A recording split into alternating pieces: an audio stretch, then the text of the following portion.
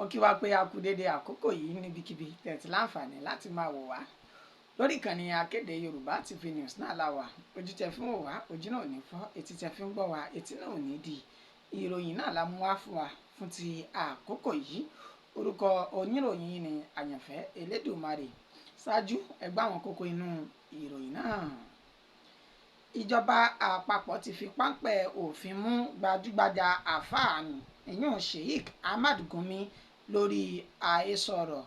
èyí tó tako òfin orílẹ̀-èdè Nàìjíríà tí ń sọ síta lẹ́nu ọjọ́ mélòó kan yìí. Ìjọba kò san owó kankan fún àwọn ajínigbé tí wọ́n jí àwọn akẹ́kọ̀ọ́ gbé ní ìpínlẹ̀ Kaduna ṣáájú kí wọ́n tó tú àwọn akẹ́kọ̀ọ́ náà sílẹ̀. Nítorí dúkìá ìyún ogún tí bàbá àwọn ọmọ méjì fi sílẹ̀ ìyún Sani Abubakar ni ó ti torí rẹ̀ pa ẹ̀gbọ́n rẹ̀ ní ìpínlẹ̀ Niger. Lórí ọ̀rọ̀ ìjà tó wà láàrin olóyè ọmọ Adéyẹmọ àti Ìbà Gani Adams, ọ̀rọ̀ ti di rántó báyìí pẹ̀lú bí ẹ̀kọ́ ṣe ń fi ojú múmu hàn nígbà tí wọ́n ní ó ṣeé ṣe kí Ààrẹ Bọ́lá Ahmed Tinubu kí ó gbé ìgbésẹ̀ lórí ẹ̀sùn tí Ìbà Gani Adams tó fi kàn án. Ẹ gbọ́ àwọn ìròyìn náà lẹ́kùnrẹ́rẹ́ báyìí. Ìjọba àpapọ̀ ti fi páńpẹ́ òfin mú gbajúgbajà àfáà tó wà ní Òkè Ọya ní ìyún Sheikh Ahmad Gumi látàrí àhesọ ọ̀rọ̀ àti ọ̀rọ̀kọ̀rọ̀ tí ń jáde lẹ́nu rẹ̀ láti bí ọjọ́ mélòó kan báyìí. Ìjọba àpapọ̀ ni wọ́n lo iléeṣẹ́ ọ̀tẹlẹ̀múyẹ́ nílùú Àbújá. Ẹni tó jẹ́ mínísítà fún ètò ìròyìn nílẹ̀ yìí ìyún Muhammad Idris ó ní ó fi ìròyìn náà léde nígbà tó ń bá àwọn oníròyìn sọ̀rọ̀ wípé àfáà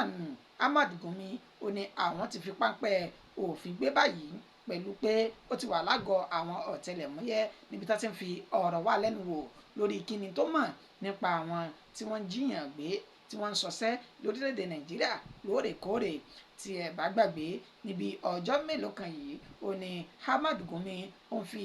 ariwo síta tó sì kan ìjọba àpapọ̀ lábùkù lórí pé ìjọba fi orúkọ àwọn tí wọ́n wà nínú ikọ̀ ìjínigbé àtàwọn tí wọ́n ń ṣe àtìlẹ́yìn fún wọn lórílẹ̀‐èdè yìí àti àwọn agbésùmọ̀mí lápapọ̀.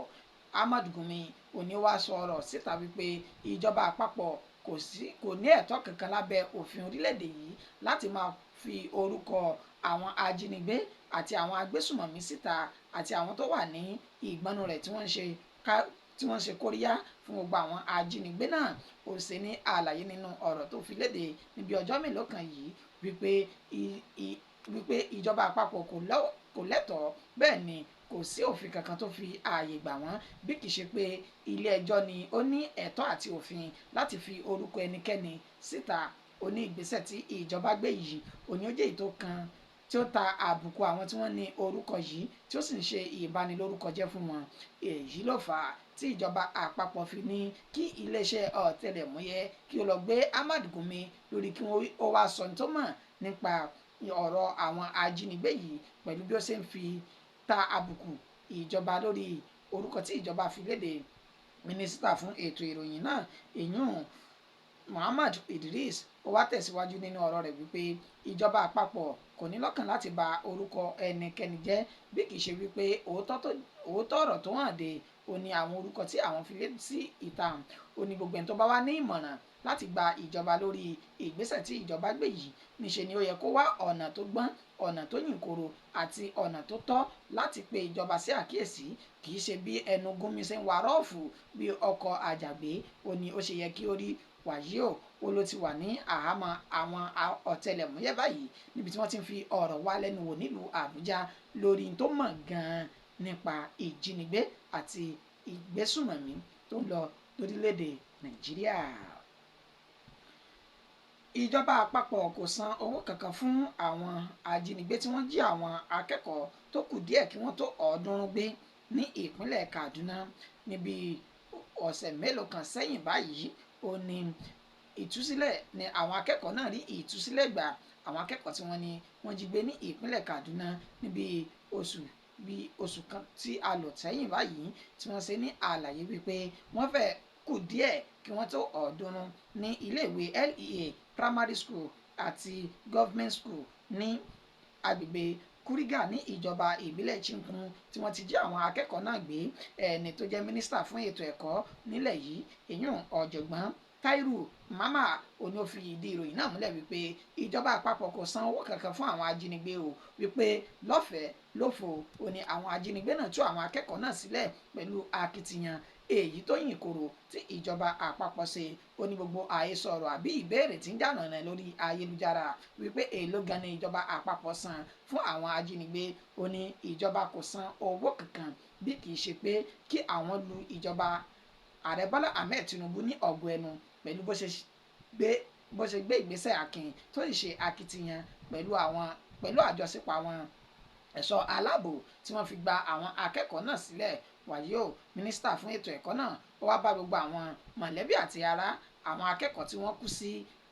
àhámọ́ àwọn ajínigbé náà láyé bíi ọ̀sẹ̀ 2 kan àbọ̀ tí wọ́n lò sẹ́yìn. Bẹ́ẹ̀ ni ó sì tún bá àwọn tí orí kó yọ tí wọ́n padà sí ọ̀dọ̀ àwọn mọ̀lẹ́bí wọn yọ ní ayọ̀ ìdùnnú pé ojú tuntun ara rí. Bẹ́ẹ̀ ni ó ṣe ní àlàyé wípé ìgbésẹ̀ tó yìn koro ti wà lórí ètò ẹ̀kọ́ pàápàá nípa ààbò àwọn akẹ́kọ̀ọ́ láti mọ iye akẹ́kọ̀ọ́ tí ń bẹ ní iléèwé kọ̀ọ̀kan àti iye olùkọ́ tí ń bẹ ń bẹ kí ètò ààbò tó péye kó lè wà fún wọn káàkiri orílẹ̀-èdè Nàìjíríà.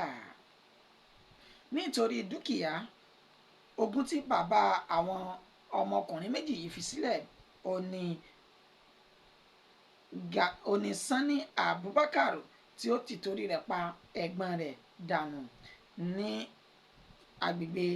Gawu Babangida ní ìjọba ìbílẹ̀ Gurara ní ìpínlẹ̀ Niger. Ó ní iléeṣẹ́ ọlọ́pàá ni wọ́n ti fi páńpẹ́ òfin mú Sani Abubakar èyí tí wọ́n fi ẹ̀sùn kàn wípé ó ṣekú pa ẹ̀gbọ́n rẹ̀ Abubakar náà tí wọ́n ní látàrí ogún tí bàbá wọn fi sílẹ̀ níbi ọ̀sẹ̀ tá a lò tán yìí. Ó ní ìròyìn fi léde wípé Sani Abubakar yìí ó ní ó lọ bá ẹ̀gbọ́n rẹ̀ nílé tí ó sì ń sọ̀rọ̀ nípa ogún tí bàbá wọn fi sílẹ̀ èyí tí wọ́n ní ó fa èdè àìyedè láàrin wọn àti ẹ̀gbọ́n rẹ̀ náà tí wọ́n sì ní ó mú àpólà kan tó fọ́ mọ́ ẹ̀gbọ́n rẹ̀ lórí ìgbé ẹkún oró tí ẹ̀gbọ́n rẹ̀ ké yìí. Ó ní ó jẹ́ kí àwọn ará àdúgbò náà sáré jáde láti ṣe àbẹ̀wò sí tó ń ṣẹlẹ̀. Ìgbà tí wọ́n rí ó ní wọ́n rí pé Sani ló ti fi àpólà pọ́npọ́ tó fi fọ́ ẹ̀gbọ́n rẹ̀ lórí dànù tí ẹ̀jẹ̀ sì ń yà lọ yàlà yòlò ní ilẹ̀ títí tí ẹ̀mí fi bọ́ lára arákùnrin yìí ṣáájú kí wọ́n tó gbé dé ilé ìwòsàn. Ìgbà tí Sani ṣe àlàyé fún àwọn agbófinró ó ní ogún tí bàbá àwọn fi sílẹ̀ ó ní ẹ̀gbọ́n òun fẹ́ gbà ju òun lọ èyí tó fa èdè àìyedè tí èṣù sì gba ọwọ́ òun ṣiṣẹ́ àrà tí òun fi fọ́ pọ́npọ́ mọ́ lórí tó fi di ẹni àkọlẹ̀bò. Wàyí o, iléeṣẹ́ ọlọ́pàá ti ní àwọn yóò takọ́sọ rẹ̀ lọ sí ilé ẹjọ́ lẹ́yìn tí ìwádìí tó péye tí ó bá farahàn. Lórí awuyewuye ìjà tí ń bẹ láàrin ààrẹ Gani Adams àti olóyè Sunday Igboho, ọ̀rọ̀ tún ti bẹ́yìn yọ báyìí pẹ̀lú bí ìgbésẹ̀ tuntun ti ṣe ń yọjú látọ̀dọ̀ ààrẹ Bọ́lá Ahmed Tinubu. Bí ẹ bá gbàgbé lórí fọ́nrán kan èyí tó jáde lórí òpó ayélujára WhatsApp tí ààrẹ Gani Adams fi síta nígbà tí ó ń bá ẹnìkan sọ̀rọ̀ tí ọ̀rọ̀ náà sì yú jáde wípé olóyè ọmọ Adéyẹmọ àti ẹni tó jẹ́ olórí àwọn òṣìṣẹ́ ní ìpínlẹ̀ Èkó èyún Táyọ̀ Àyìndé pẹ̀lú ààrẹ Bọ́lá Ahmed Tinubu ó ní wọ́n jẹ́ agbódegbà tí wọ́n sì ń ṣe ikú pa àwọn ènìyàn jàǹkànjàǹkàn lábala òṣèlú. Nínú ọ̀rọ̀ náà ó ní Gani Adams ti sọ wípé òun mọ̀ dájú wípé olóyè Sunday Adéyẹmọ Ìgbòho Òòṣà ó lọ́wọ́ nínú ikú gómìnà tẹ́lẹ̀ rí ní ìpínlẹ̀ Ọ̀yọ́ èyún gómìnà Bọ́lá Ìgè wípé olóyè ọmọ Adéyẹmọ lọ́wọ́ nínú ikú náà tó sì já sí wípé ó ṣe ní àlàyé nínú rẹ̀ wípé ààrẹ Bọ́lá Ahmed Tinubu òní ó máa ń lo olórí àwọn òṣìṣẹ́ ní ìpínlẹ̀ Èkó ìyún Táyọ̀ Àyìndé láti fi ṣiṣẹ́ láabi láti fi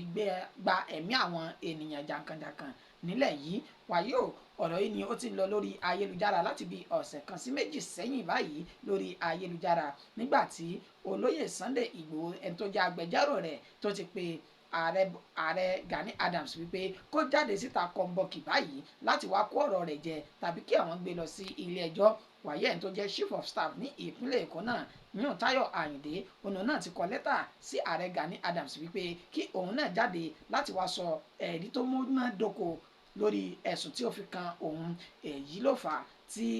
gbajúgbajà iléeṣẹ́ ìwé ìròyìn ìyún Punch tí ó ti wá gbé ọ̀rọ̀ náà jáde lánàá. Ẹni tó súnmọ́ ààrẹ Bọ́lá Ahmed Tinubu tó fi orúkọ bo ara rẹ̀ ní àṣírí ó ní ó ṣe ní àlàyé wípé ààrẹ fúnra rẹ̀ ka ìwé ọ̀hún níbi tí wọ́n ti kọ ọ̀rọ̀ tí Gani Adams sọ lẹ́yọ kọ̀ọ̀kan tí kò sí èyí tí wọ́n yọ kúrò nípa pé ó ta àbùkù ó sì bà orúkọ ààrẹ Bọ́lá Ahmed Tinubu jẹ́ pẹ̀lú bó ṣe ní ó ń ṣe agbódegbà fún àwọn aṣekúpani pàápàá láàrin àwọn Sunday Igboho àti chief of staff ti ìpínlẹ̀ Èkó.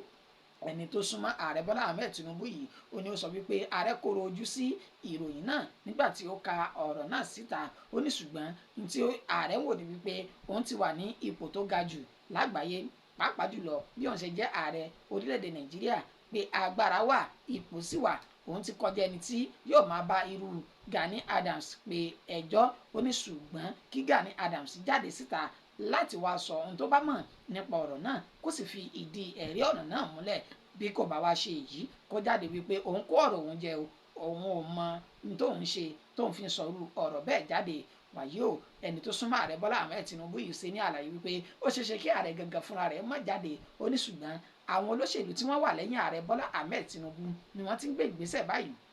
láti pe Gani Adams lẹ́jọ́ lórí kó wá ṣe àfọ̀mọ́ ọ̀rọ̀kọ̀rọ̀ èyí tó sọ sí ààrẹ Bọ́lá Ahmed Tinubu. Bẹ́ẹ̀ ni àwọn àgbààgbà ilẹ̀ Yorùbá náà ti ké sí Gani Adams láti wá sọ ọ̀rọ̀ tó mọ̀ nípa àfilọ̀ àti ìbanilórúkọjẹ́ tó ṣe fún olóyè ọmọ Adéyẹmọ Sunday Igboho yìí tí gbogbo àwọn olólùfẹ́ Sunday Igboho ṣà náà tí wọ́n sì ti ń kọ lẹ́tà káàkiri wípé àwọn fẹ́ rí ààrẹ Gani Adams níta kó wá jáde síta kọ́ńbọ́ọ̀kì láti wá kó ọ̀rọ̀ náà jẹ. Bí bẹ́ẹ̀ kọ́ ilé ẹjọ́ ni yóò gba àwọn lóǹtẹ̀ títí di àkókò tá a fi ń kó ìròyìn yìí jọ. Ààrẹ Gani Adams kò tí ì jáde síta o láti sọ bóyá òótọ́ ni ọ̀rọ̀ òun àbí irọ́ ni. Ìròyìn wa kò jù báyìí lọ fún ti àkókò yìí. Ẹ tún pàdé wa nígbà tá a tún máa mú ròyìn míì wá fún wa ní ìrọ̀lẹ́ òní. Orúkọ oníròyìn ni Àyànfẹ́ Elédùmarè. A tún máa pàdé. Ẹ bá mi subscribe sórí ìkànnì yìí kẹ́ lè máa rí mi wò. Bẹ́ẹ̀ náà a tún máa ṣe àgbéyẹ̀wò àwọn ètò oríṣiríṣi bó ṣe ń lọ nípa ìdásílẹ̀ ọmọ Oòduà. Ẹ subscribe kẹ́ máa bá mi share rẹ̀. Èdùmàrè ò ní fi ẹnì kọ̀ọ̀kan wá sílẹ̀ o títí di àkókò tí màá pàdé yín àtẹ̀mí àtẹ̀yìn ire kàbìtì làá máa rí o. Ó dàbọ̀.